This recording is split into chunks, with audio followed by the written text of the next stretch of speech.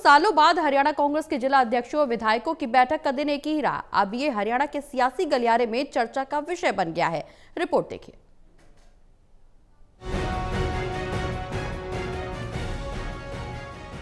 प्रदेश में बीजेपी की लगातार उपलब्धियों के बीच अब कांग्रेस की चर्चा इसके संगठन और नई रणनीति की होने लगी है।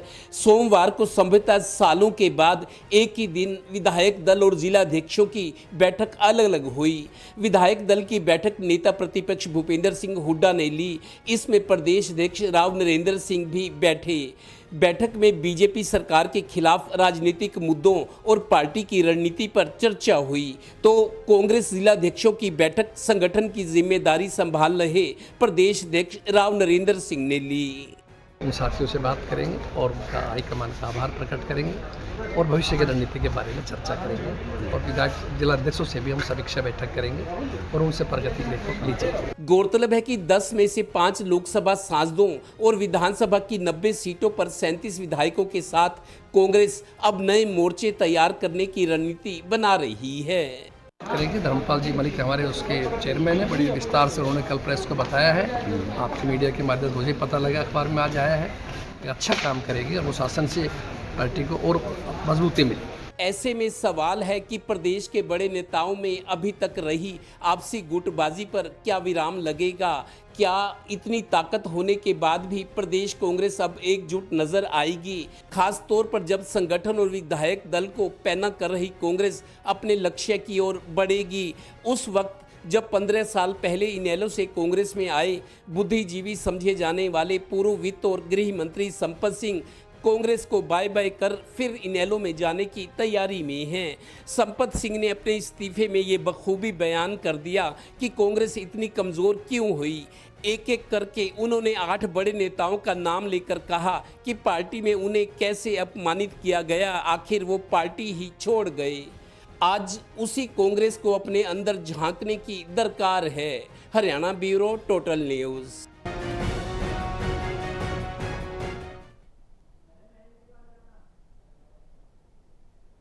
तो विधायक दल और जिला अध्यक्षों की बैठक का दिन एक ही होना कहीं ना कहीं हरियाणा की सियासत में चर्चाओं का बाजार गर्म कर रहा है। हालांकि हरियाणा कांग्रेस विधायक दल की बैठक नेता विपक्ष भूपेंद्र सिंह की अध्यक्षता में हुई, लेकिन इस दौरान खास बात यह कि विधायक दल की बैठक में प्रदेश अध्यक्ष भी मौजूद। खास बात यह भी कि विधायक दल की बैठक में मौजूदा सरकार के खिलाफ और राजनीतिक मुद्दों पर रणनीति बनाई जा रही है। साथ ही साथ जिला अध्यक्षों की बैठक में संगठन से जुड़े जिला अध्यक्षों को दिए गए टारगेट्स पर भी बातचीत की गई।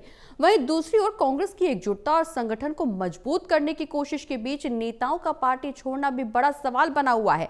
आज की चर्चा का विषय भी यही कि आखिर कैसे एकजुटता के टारगेट पर कांग्रेस खरी उतरेगी। चर्चा की शुरुआत करेंगे, लेकिन उससे पहले अपने पैनल पर जुड़े तमाम गेस्ट से आपको रूबरू करवा देते हैं। हमारे साथ जुड़े हुए हमारे एसोसिएट एडिटर देवेंद्र कथुरिया जी, हमारे associate editor doctor Mahesh Kumar ji, वरिष्ठ पत्रकार वीरेंद्र सोनी जी, आप सभी का बहुत बहुत स्वागत है। चर्चा की शुरुआत डॉक्टर महेश जी आपसे करेंगे कि जिस तरह से कांग्रेस में एकजुटता की कमी को लेकर के सवाल खड़े किए जा रहे हैं। हालांकि आला कमान का दावा यही है कि कांग्रेस में सब कुछ ठीक है, लेकिन जो सब कुछ ठीक है और जिस तरह की तस्वीरें बार बार निकल करके सामने आती हैं, लोग यहां पर नेता इस्तीफा देते हैं, आला कमान को इस्तीफा पहुंचाते हैं, उसमें कहीं ना कहीं एकजुटता के टारगेट को लेकर संशय की स्थिति बनी हुई है।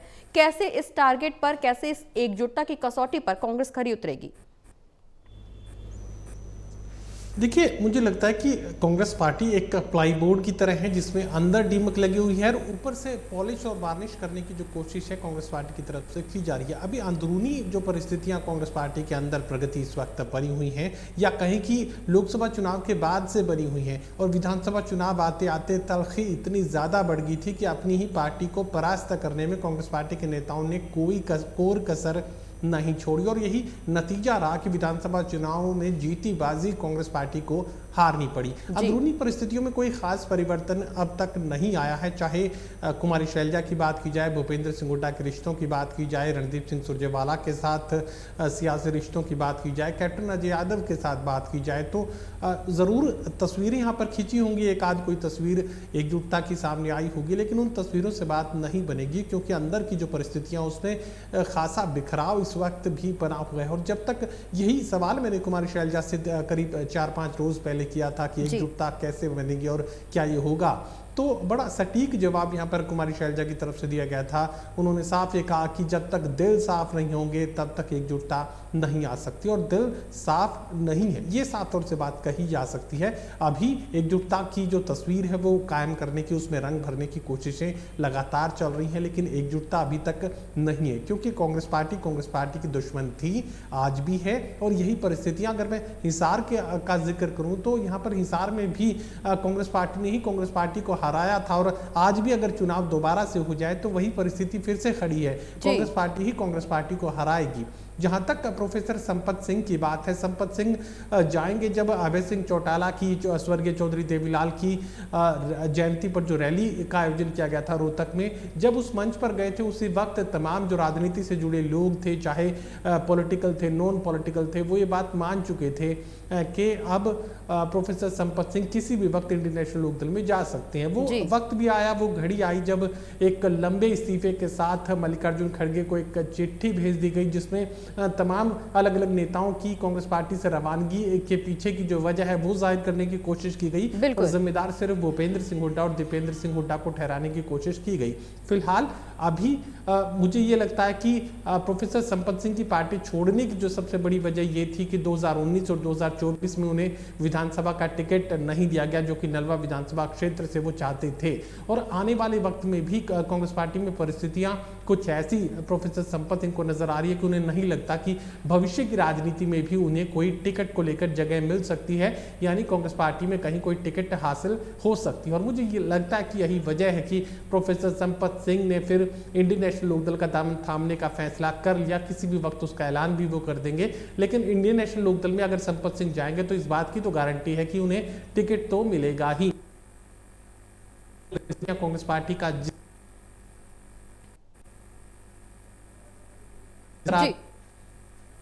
जी जी बिल्कुल महेश जी, आपके पास वापस लौटूंगे। देवेंद्र जी भी हमारे साथ बने हुए हैं। देवेंद्र जी, जिस तरह से एकजुटता का दावा कांग्रेस की तरफ से किया जा रहा है, लेकिन इस बीच ना सिर्फ हालिया समय का जिक्र करें, अगर विधानसभा चुनाव के बाद देखें तो कांग्रेस में कहीं ना कहीं इस्तीफों की झड़ी लगी हुई है। और आश्चर्यचकित बात यह है कि जो नेता कांग्रेस छोड़ करके जा रहे हैं वो कहीं ना कहीं कांग्रेस में क्या कुछ वजह है कांग्रेस छोड़ने की, पार्टी छोड़ने की, वो भी बता रहे हैं, लेकिन बावजूद इसके उस पर काम नहीं किया जा रहा है। अलग अलग एजेंडे जरूर सेट किए जा रहे हैं, बैठकों का दौर लगातार जारी है, लेकिन जो कहीं ना कहीं नीतियों की वजह से, जिन नीतियों की वजह से नेता पार्टी छोड़ रहे हैं, पार्टी से किनारा कर रहे हैं, उन नीतियों पर काम नहीं किया जा रहा। इसकी वजह क्या?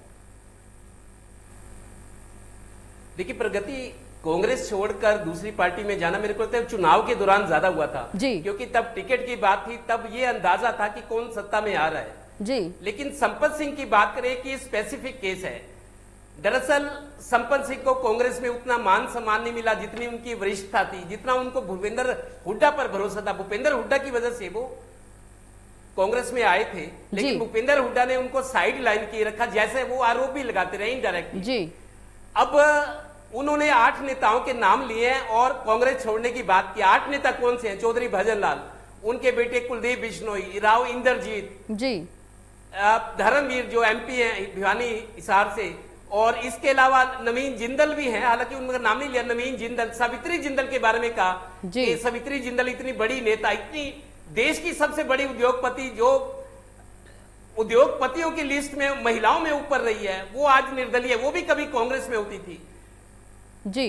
तो बहुत सारे कांग्रेस नेताओं के नाम लिए। मेरे को लगता है एक स्ट्रेटेजिक स्टेप है वो, ऐसे क्योंकि इन्होंने इनेलो में तो जाना है, क्योंकि कांग्रेस में पूछ नहीं थी इनकी, ना मान सम्मान मिला।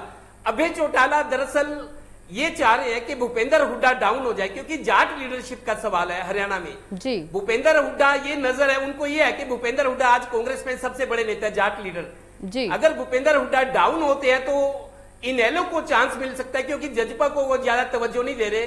तो जजपा को तो वो गद्दारों की पार्टी कहते हैं कि इन्होंने घर में गद्दारी की और जिस वजह से सरकार नहीं बन पाई और पार्टी एक ही जगह 2 पार्टियां हो गई। तो अभय चौटाला की शय पे या इशारे पे मेरे को लगता है हुआ है कि आप इस्तीफा दे दो, इनेलो में आ जाओ, और आप इन नेताओं के, भाई भूपेंद्र हुड्डा की वजह से इन नेताओं ने पार्टियां छोड़ी। भजन लाल को अपमानित किया गया, कुलदीप बिश्नोई को, राव इंद्रजीत को, धर्मवीर को, किरण चौधरी को, उनकी बेटी श्रुति चौधरी को टिकट नहीं दी गई, उनको साइड लाइन। तो मतलब एक स्ट्रेटेजिक स्टेप कहूंगा मैं इसको जी। और खबर अभी ये भी है कि शायद 5 तारीख को इनेलो ज्वाइन करेंगे संपत सिंह। जी वरिष्ठता की बात करें तो अभय चौटाला से भी मैं वरिष्ठ कहूंगा, जी। क्योंकि जब ये चौधरी देवीलाल के साथ इन्होंने 48 साल पहले लोकदल में चौधरी देवीलाल के साथ इन्होंने राजनीति शुरू की थी, तब अभय चौटाला कहीं राजनीति में भी नहीं थे। तो वरिष्ठता के हिसाब से पार्टी में सर्वाधिक मेरे को लगता है वरिष्ठ, और दूसरा काबिलियत के हिसाब से देखूं वो गृह मंत्री भी रहे हैं और वित्त मंत्री भी रहे हैं हरियाणा के, 6 बार विधायक बने अलग अलग जगह से भी। जी। तो उनका जाना और कांग्रेस को आईना दिखा के कांग्रेस में इस तरह बड़े बड़े नेताओं को अपमानित किया, आज यही वजह की कांग्रेस की ये स्थिति है। बिल्कुल। तो मेरे को लगता है कांग्रेस अब जले हुए दूध की तरह जला हुआ बिल्कुल निश्चित रूप से देवेंद्र जी, कांग्रेस को बहुत ज्यादा सतर्क और सजग होने की जरूरत है, क्योंकि जिस तरह से एक के बाद एक इस्तीफों की झड़ी लग रही है, कांग्रेस की जो जमीन है वो कहीं ना कहीं खिसकती हुई नजर आ रही है। क्योंकि विधानसभा चुनाव के बाद कांग्रेस को चाहिए कि अपने विधायकों को, अपने नेताओं को बचा कर रखे, लेकिन यहाँ तो एक एक करके विधायक और नेता छोड़ते जा रहे हैं पार्टी। ऐसे में आगे चलकर कांग्रेस का भविष्य हरियाणा में क्या होगा, ये तो कम से कम संशय की स्थिति बनी हुई है। वीरेंद्र जी, जिस तरह से प्रोफेसर संपत सिंह ने कांग्रेस को अलविदा कह दिया, अब उम्मीद जताई जा रही है कि वो अगली पार्टी ज्वाइन कर सकते हैं। जिस तरह से जिला अध्यक्ष और विधायकों की बैठक हुई, उसमें आगे की रणनीति और मौजूदा सरकार को घेरने की रणनीति बनाई जा रही है, लेकिन साफ तौर पर कहा जा रहा है कि जो नेता कांग्रेस छोड़ करके जा रहे हैं वो कांग्रेस की नीतियों से असंतोष जाहिर कर चुके हैं, बजाय इसके कि कांग्रेस अपनी नीतियों में सुधार करे, अपनी अंदरूनी कलह को सुधारने की कोशिश करे, उसे संभालने की कोशिश करे, वो मौजूदा सरकार को घेर रही है। और अब दूसरी तरफ अगर हम देखें तो बीजेपी कहीं ना कहीं, या मौजूदा सरकार की अगर हम जिक्र करें तो मौजूदा सरकार कांग्रेस के किसी भी मुद्दे को सीरियसली ले ही नहीं रही है, क्योंकि अंदरूनी कलह कांग्रेस में बढ़ती हुई नजर आ रही है और वो अपनी कलह छोड़ करके बीजेपी को घेरने में जुटे हुए हैं। देखिए, इस समय जो राजनीति हो रही है वो स्वार्थ की राजनीति है जी। अगर कांग्रेस सत्तारूढ़ दल होती, मतलब कांग्रेस पावर में होती, तो क्या ये लोग कांग्रेस छोड़कर जाते? जी। मतलब सब स्वार्थ की राजनीति है। अब प्रोफेसर संपत सिंह बड़े बुद्धिजीवी नेता हैं, हर विषय पर उनका ज्ञान है। अब ये इंडियन नेशनल लोकदल से भारतीय जनता पार्टी में भी आए थे, भारतीय जनता पार्टी ने राष्ट्रीय कार्य समिति का सदस्य बनाया था, लेकिन वो भारतीय जनता पार्टी भी छोड़ दी, फिर कांग्रेस में आ गए, 2 बार कांग्रेस में आए और गए। तो अब अगर कांग्रेस में क्यों गए? अब देखो, प्रोफेसर संपत सिंह 76 वर्ष के हैं जी। अब वो अपने बेटे गौरव संपत सिंह के लिए राजनीति करना चाहते हैं। देखिए, जो मुद्दे उठाए उन्होंने ठीक है, लेकिन इसकी टाइमिंग पर सवाल उठ सकते हैं। अगर भूपेंद्र सिंह हुड्डा के बेटे को टिकट दिया गया था, राज्यसभा का सदस्य होते, लोकसभा का चुनाव लड़ाया गया, ये उनका मुद्दा है। तो उस समय जब उनको टिकट दिया गया, कांग्रेस हाईकमान ने टिकट दिया, तो उस समय विरोध क्यों नहीं किया भाई? तब क्योंकि लोकसभा चुनाव थे, उसके बाद थे विधानसभा चुनाव थे, तो शायद ये उनको आभास रहा होगा कि विधानसभा चुनाव में उनको टिकट मिल सकती है या उनके बेटे को टिकट मिल सकती है, तो वो अपनी संभावनाओं पर प्रश्न चिन्ह नहीं लगाना चाहते थे। उस समय तो विरोध किया नहीं। अब ये मुद्दे उठा रहे, मुद्दे तो पुराने हैं, लेकिन अब उठा रहे हैं। अब इसकी टाइमिंग पर सवाल है। देखिए, सब स्वार्थ की राजनीति करते हैं, कोई भी हो चाहे, वो अपना भविष्य देखते हैं। अब कुलदीप शर्मा कह रहे हैं, उनका मुद्दा भी ठीक है भाई, जब भूपेंद्र सिंह हुड्डा अपने बेटे को तो टिकट दे सकते हैं, चुनाव लड़ा सकते हैं, और कुलदीप शर्मा के बेटे जो चाणक्य पंडित हैं उनको दोष नजर आता है। लेकिन ये मुद्दे अब क्यों उठाए जा रहे हैं? कांग्रेस तो वही है, कोई एक रातों रात कोई परिवर्तन हुआ नहीं है। तो ये जब जिनको अब अपना कोई भविष्य नहीं लग रहा, जिनको अब देखो कांग्रेस में तो कोई संभावना है नहीं, अभी तो कोई चुनाव भी नहीं है, तो अभी तक तो कांग्रेस में रहने का कोई किसी को लग ही नहीं रहा कि कांग्रेस कोई शक्ति बन सकती है आगे चलकर, भारतीय जनता पार्टी का विकल्प भी बन पाएगी, नहीं बन पाएगी। बिल्कुल। तो सभी के अपने अपने स्वार्थ हैं। बिल्कुल। तो ऐसे में अब कांग्रेस का जो आगे आने वाला है, तो कांग्रेस को अब संघर्ष करना है जी। जो नेता संघर्ष नहीं कर सकते जी, जिन्होंने आराम की राजनीति की है, वो अब जो है कांग्रेस को किनारा करेंगे और सबको अपना भविष्य दिखाई देता है। अब जिनको लगता है कि कांग्रेस में अब उन्हें आने वाले समय में भी टिकट नहीं मिल सकती, जिन्होंने अब टिकट नहीं दी, आगे टिकट कहां देंगे जी। तो कई तरह के प्रश्न है। तो ऐसे में अब कांग्रेस का वो आकर्षण भी नहीं है। देखिए, अब जाकर अगर भारतीय जनता पार्टी से लोगों का मोह भंग होता है तो कांग्रेस के लिए आस जागती है। कांग्रेस अपने आप में ताकत नहीं है जी। कांग्रेस तो इस बात पर निर्भर करती है कि बिल्कुल सोनी जी, लेकिन फिलहाल भारतीय जनता पार्टी से जनता का मोह भंग होना फिलहाल थोड़ा मुश्किल लग रहा है, लेकिन आगे की तस्वीर क्या कुछ होगी, ये एक बड़ा सवाल जरूर भविष्य के घर में बना हुआ है। महेश जी, सबसे अहम सवाल ये भी कि कांग्रेस की तरफ से एकजुटता का दावा जरूर किया जा रहा है, लेकिन तस्वीर बिल्कुल उलट सामने आ रही है। अगर कांग्रेस को एकजुटता की कसौटी पर खरा उतरना है तो क्या करना होगा? देखिए, मुझे लगता है कि शुरुआत तो बेहतरीन है। कम से कम इस दिशा में कांग्रेस पार्टी ने सोचा तो कि उन्हें एकजुटता की जरूरत है, उन्हें संगठन की जरूरत है, वरना बीते 2 चुनाव तो बिना संगठन के ही लड़ने का काम कांग्रेस पार्टी के लोगों की तरफ से किया गया। पहली बात यह कि अब उन्हें लगने लगा कि उन्हें संगठन की जरूरत है, अनुशासन की जरूरत है, इस दिशा में सोचना शुरू किया गया। अब काम भी नजर आ रहा है। कम या ज्यादा फायदा तो कांग्रेस पार्टी को मिल सकता है, लेकिन जो अंदरूनी चुनौतियां एकजुटता को लेकर पहले थी, और एकजुटता में भी नीचे कोई खास दिक्कत नहीं है, कार्यकर्ताओं में एकजुटता कोई ज्यादा परेशानी का मामला नहीं है। एकजुटता इन 4 नेताओं में होनी चाहिए, कुमारी शैलजा, भूपेंद्र सिंह हुड्डा, रणदीप सिंह सुरजेवाला और कैप्टन अजय यादव। जब तक इन 4-5 नेताओं में एकजुटता नहीं होगी, नीचे कार्यकर्ताओं में एकजुटता नहीं हो सकती, क्योंकि यहाँ पर हुड्डा कांग्रेस है, रणदीप कांग्रेस है, शैलजा कांग्रेस है। यहाँ कांग्रेस, राहुल गांधी की कांग्रेस कहाँ है? जब तक राहुल गांधी की कांग्रेस, सोनिया गांधी की कांग्रेस नजर नहीं आएगी, तब तक कोई फायदा कांग्रेस पार्टी के लोग इस संगठन का भी नहीं उठा पाएंगे। जी बिल्कुल, जिस तरह से कांग्रेस की तरफ से दावा किया जा रहा है और मौजूदा अगर स्थिति का जिक्र करें तो प्रोफेसर संपत सिंह के कांग्रेस को अलविदा कहने के बाद पार्टी के नेताओं और नीतियों के प्रति असंतोष व्यक्त किया जा रहा है नेताओं की तरफ से। लेकिन ऐसे में अब सवाल यही बना हुआ है कि एकजुटता के टारगेट पर कांग्रेस कैसे खरी उतरेगी। बहुत बहुत शुक्रिया आप सभी का हमारे साथ चर्चा में शामिल होने के लिए। तो जिस तरह से कांग्रेस की एकजुटता पर सवाल खड़े हो रहे हैं, सवाल एक ये भी हो रहा है कि एकजुटता का दावा करने वाला कांग्रेस का आला कमान का अगला कदम क्या होने वाला है। एक सवाल ये भी कि कांग्रेस में लंबे समय से चल रही अलगाववाद की स्थिति आखिर कब सुधरेगी। आज की चर्चा में फिलहाल इतना।